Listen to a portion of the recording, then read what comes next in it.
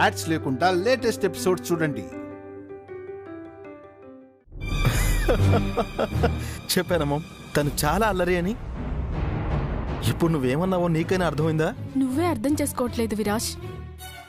నేను చెప్పింది సరిగ్గానే ఉంది. నా పాప తండ్రి ఎవరు అని నన్ను అడిగితే ఏమని సమాధానం చెప్పాలి అంటున్నాను.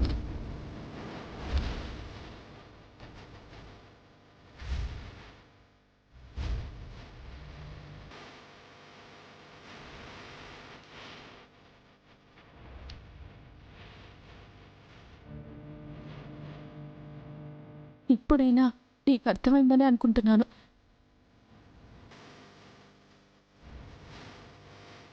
ఏం మాట్లాడుతున్నావు నువ్వు? తను నీ పాపకి తండ్రి ఏంటి? పొరపాటున కూడా ఇలాంటి మాటలు మాట్లాడుకు, బాగోదు. ఏ అమ్మాయి, ఏంటి నువ్వు అనేది అసలు? మా వాడు నిన్ను చూడగానే ఫ్రెండ్ అని చెప్పాడు, అంతవరకు బానే ఉంది. ఇప్పుడు ఈ బిడ్డను చూపించి నా మనవడే ఈ బిడ్డకు తండ్రి అంటావేంటి? మతిగానే పోయిందా నీకు? ఏయ్, అసలెవరు నువ్వు? ఏం మాట్లాడుతున్నావు? నీకు తెలిసే మాట్లాడుతున్నావా, లేక ఏదైనా మెంటల్ హాస్పిటల్ నుంచి సరాసరి ఇక్కడికే వచ్చావా? పిచ్చి పిచ్చిగా వాగావంటే పళ్ళు రాలగొడతానేమనుకున్నావు? ఏంటి తమాషాగా ఉందా? ఏదో ఫ్రెండ్ కదా అని ఇంట్లో వాళ్ళకి పరిచయం చేస్తే ఇలాగేనా వాగేది? అసలు ఏ ఇంటికొచ్చి ఏం మాట్లాడుతున్నావో నీకు తెలుస్తుందా? ఇదిగో మా విరాజ్ కట్టుకున్న భార్య, తను పక్కనే ఉన్నా తల్లి మాటకి కట్టుబడి ఇంకా దూరంగా ఉంటున్నాడు.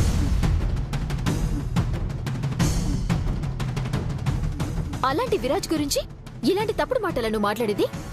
మీ అందరికీ నా మాటలు తప్పుగా అనిపించినా ఉన్న వాస్తవం మారదు కదా.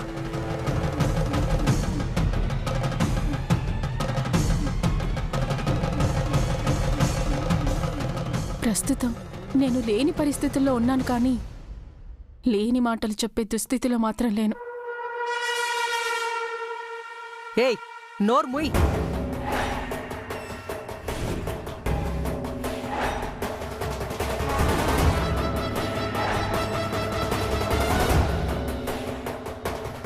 ముందు నువ్వు బయటికి నడు. చేతిలో బిడ్డనేసుకొచ్చి నా కొడుకు గురించి నోటికొచ్చినట్టు వాగుతావా?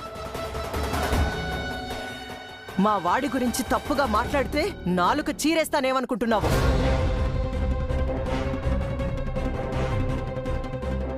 ఏమ్మాయ్, కొవ్వెక్కి ఎవరితోనో తిరిగి ఇప్పుడు ఈ బిడ్డను తెచ్చి ఏంటి కట్టగడదామని చూస్తున్నావా?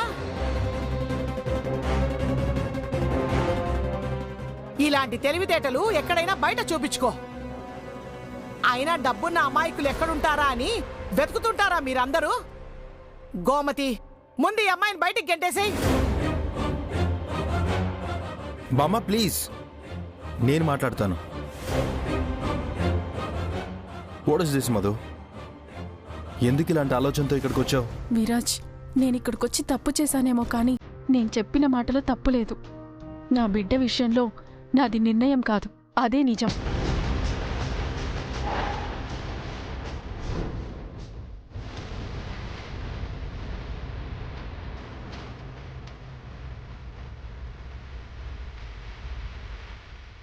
ఈ బిడ్డ విషయంలో ఈ ప్రేమను పంచలేదేమో, కానీ రక్తాన్ని పంచింది మాత్రం నువ్వే.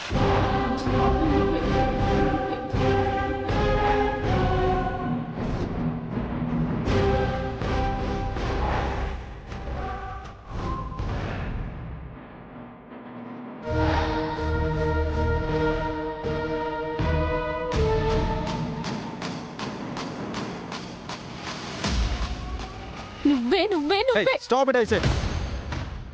Just stop it.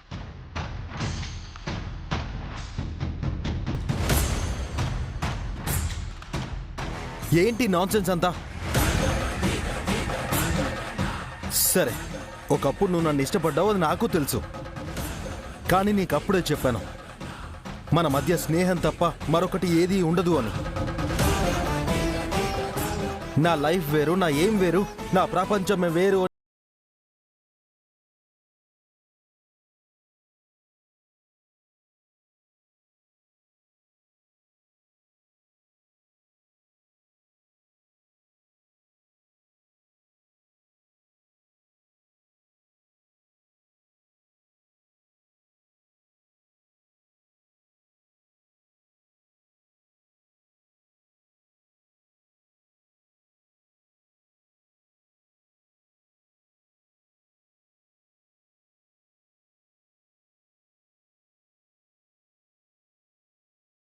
ప్రాణానికి మించి ప్రేమించాను.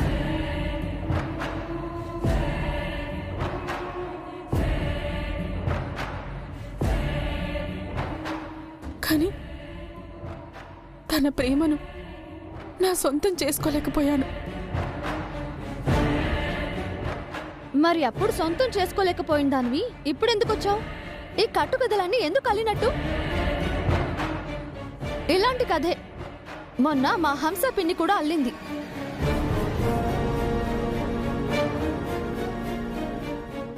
ఎవరో ఒక అమ్మాయిని తీసుకొచ్చి నా కన్నయ్యకు నాకు మధ్య కుంపటి రగల్చడానికి తెగ ట్రై చేసింది. కానీ వర్కౌట్ అవ్వలేదు. ఆ అమ్మాయి తన దారి చూసుకుని దండం పెట్టి మరీ వెళ్ళిపోయింది.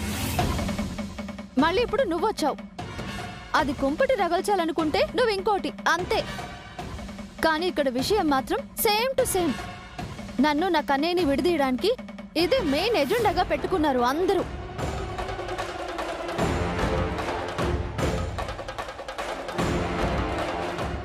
మా విడాకులకు కోర్టు 6 నెలలు గడువిచ్చింది.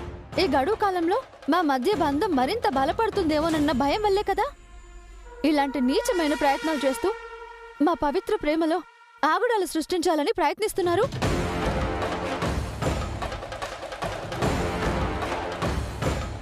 అంతకు మించి నీ రాకలో మరొక కారణం లేదు.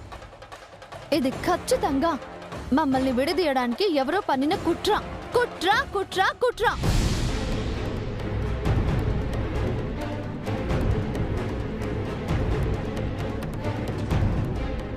నీ మనోగతం తప్పని నేననను. ఎవరో దేని గురించి అలా చేశారో నాకు తెలీదు, అవసరం కూడా లేదు. కానీ ఇది నా బ్రతుకు, నా జీవితం.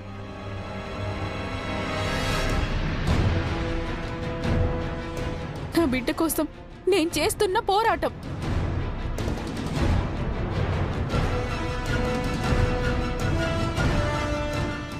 అయినా మీ విషయంలో అది ఎవరో చేసిన కుట్ర కావచ్చు. కానీ ఇలా నా బిడ్డని నేనెందుకు బలి చేసుకోవాలి?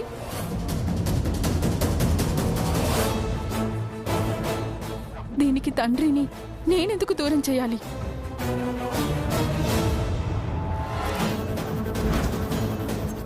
విరాజ్కు నీకు మధ్య ఉన్న 3 ముళ్ళ బంధం నాతో తనకు లేకపోవచ్చు. కానీ మేమేంటో తెలిపే మా జ్ఞాపకాలని సాక్ష్యాలుగా నీ ముందు పెడుతున్నాను.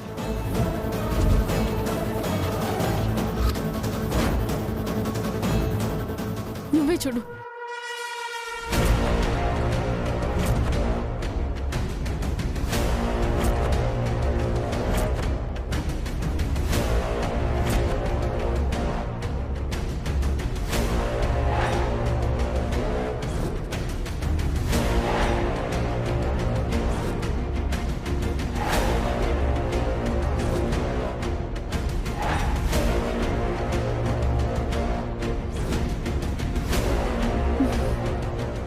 ఇలాంటి సాక్ష్యాలు ఎన్ని చూపించినా నాకు అనవసరం.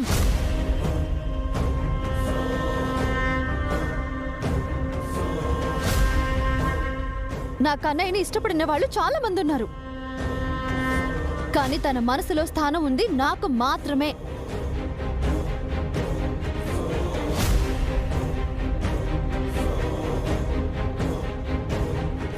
అది గిట్టని వాళ్ళు ఎక్కడో కాదు, ఈ ఇంట్లోనే ఉన్నారు.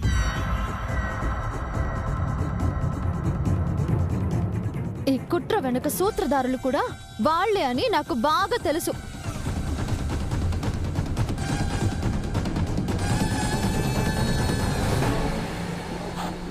నీ వరకు నీకు తెలిసిందే నిజం అనుకుంటే ఎలా? నా జీవితంలో కూడా ఒక వాస్తవం ఉందని ఎందుకు అర్థం చేసుకోవట్లేదు? మా మధ్య దాగిన అసలు నిజం తెలిస్తే నువ్వు ఇలా మాట్లాడవు.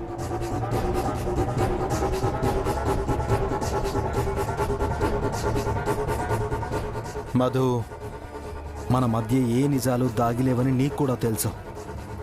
కావాలనే మాటలతో మభ్యపెట్టడానికి ప్రయత్నించకు. నిజం చెప్పు, దేనికోసం ఇలా ప్రవర్తిస్తున్నావు? కావాలనే నన్ను దోషించేసి నిలబెట్టాలని ఎందుకు అనుకుంటున్నావు?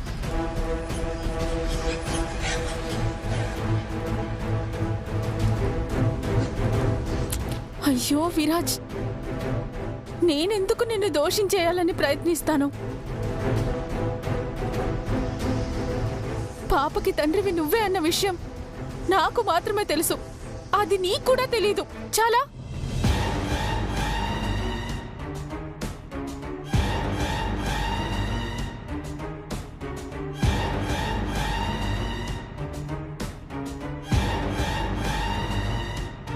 నిజానికి మన మధ్య ఉన్నది స్నేహమే, కాదనట్లేదు. కానీ మనకి తెలియకుండానే మన మధ్య ఒక బంధం ఏర్పడింది.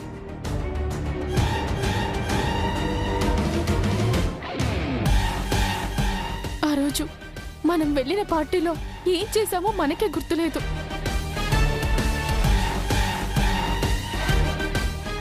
కానీ ఆ మత్తు మన స్నేహాన్ని చెరిపేసి మనల్ని శారీరకంగా ఒక్కటి చేసింది.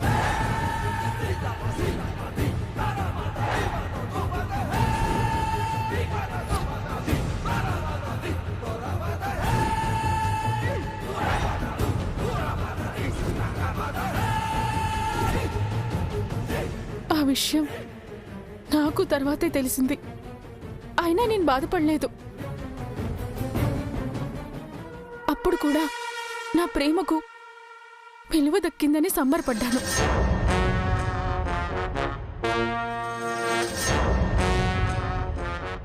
కానీ ఇలా నీ బిడ్డను ఒక ఒంటరి తల్లిగా జీవితాంతం మోయాల్సి వస్తుందని నేను అస్సలు అనుకోలేదు.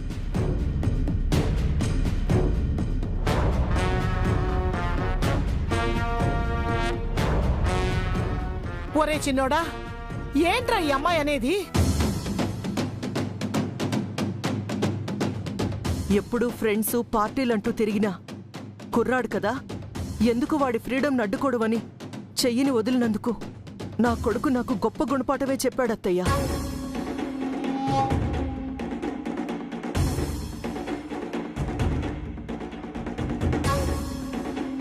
అప్పుడు దాన్ని, ఇప్పుడు దీన్ని. ఇదంతా నా కర్మ.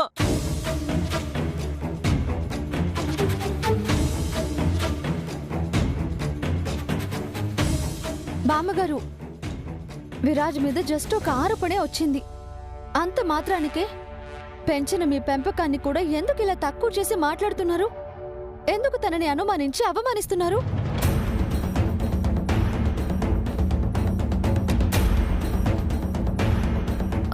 చైత్ర, కానీ తను చెప్పింది వింటుంటే ఎక్కడో అవునని కదా అనిపిస్తుంది. అందుకే కదా అత్తయ్య గారికి బాధగా అనిపించి అలా అన్నారు. అదే అంటున్నాను. తనెవరో వచ్చి బిడ్డను చూపించి ఎమోషనల్ గా 4 మాటలు చెప్పి ఏదో జరిగింది అని కథలల్లి చెబితే ఎందుకు నమ్మాలి?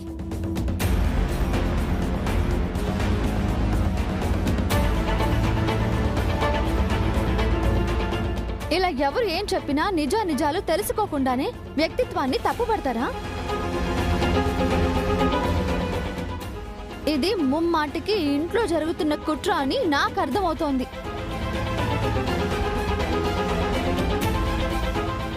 అది మీకెవ్వరికీ అర్థం కావడం లేదా? లేదా అర్థమైనా కావాలని ఇలా ప్రవర్తిస్తున్నారా?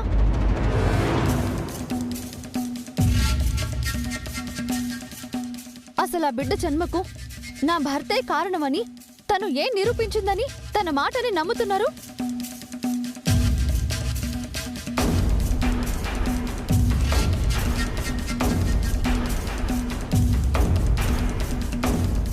చెప్పు. ఇలా మౌనంగా ఉండిపోతే ఎలా?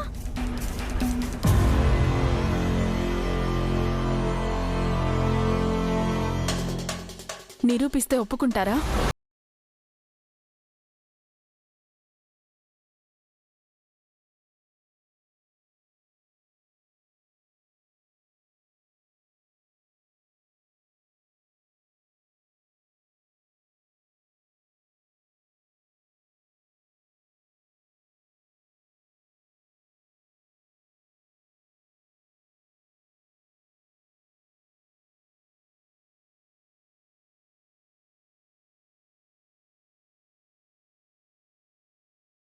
నాను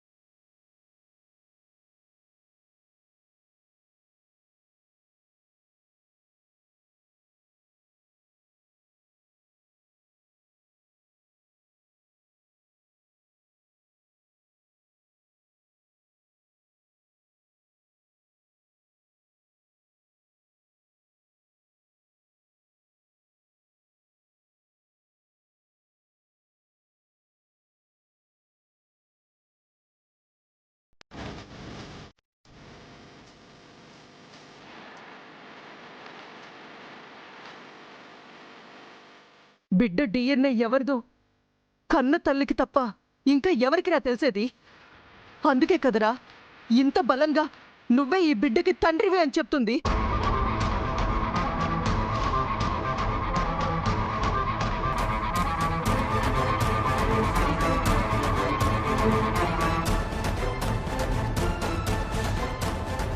సరే అత్తయ్య గారు, తనే చెప్తుంది కదా డిఎన్ఏ టెస్ట్ చేపించమని. చేపించేస్తే సరిపోతుంది కదా. అప్పుడు నిజమేంటో అదే బయటపడుతుంది. ఏమంటావు చైత్ర?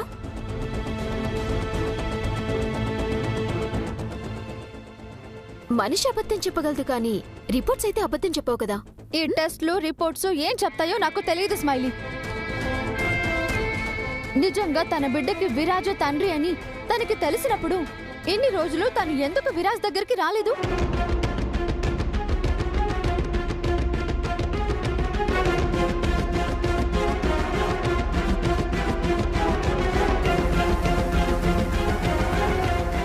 చెప్పు. విరాజ్ మరొకరి మెడలో తాళి కట్టేంత వరకు కూడా నీ బిడ్డకి తండ్రి అవసరం ఉంటుందని నీకు అనిపించలేదా?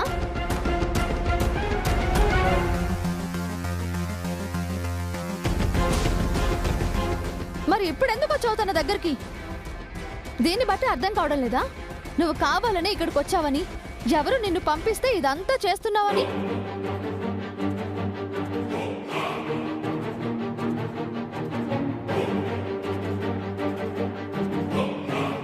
నీ ప్రశ్నలను నేను ఒప్పుకుంటాను. నిజమే, తనకి నా ప్రేమను చెప్పినప్పుడు విరాజ్ ఒప్పుకోలేదు. అప్పుడే తనని మర్చిపోవాలి అనుకున్నాను. కానీ మా మధ్య ఆ సంఘటన జరిగాక మళ్ళీ తన ముందుకు వస్తే అది యాక్సిడెంటల్గా జరిగిన విషయం అని చెప్పి ఎక్కడ కడుపులో బిడ్డని కడిగేయమంటారో అని భయం వేసింది.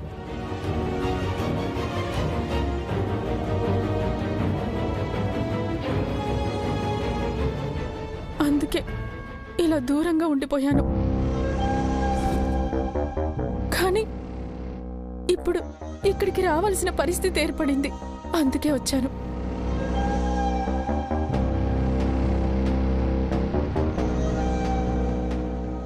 ఇన్ని రోజులు ఎలాగో నా బిడ్డని సాకాను.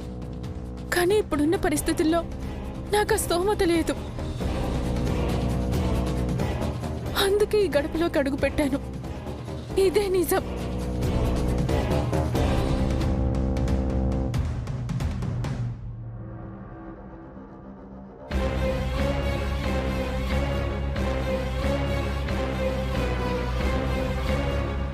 సరే, అసలు విషయం బయటపడకుండా ఇవన్నీ మాట్లాడడం కూడా అనవసరం.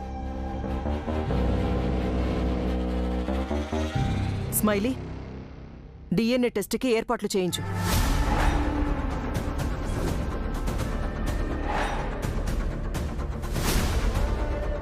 తను బయటికి వెళ్ళి ఇంటి పరువుని తీయకముందే నిజానిజాలు మనం తెలుసుకోవాలి. అలాగే అత్తయ్య. కుమారి, ఆ బ్యాగ్ తీసుకెళ్లి లోపల పెట్టు. మీరు నాతో రండి.